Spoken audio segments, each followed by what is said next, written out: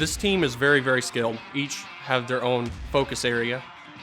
I feel like we have a very good shot at being competitive.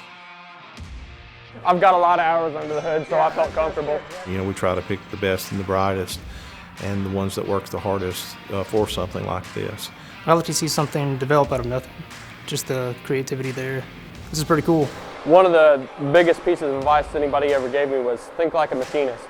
Be able to have that repeatability and things like that. For somebody to hand you a set of drawings and say, hey, I need you to make this part, and then you have a completed part and it looks like what was on the print, and that's really satisfying for me.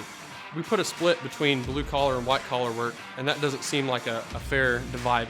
The people I know in the trades are some of the smartest people I know. Just because you're working with your hands doesn't mean that your brain's turned off. You're still going to be thinking.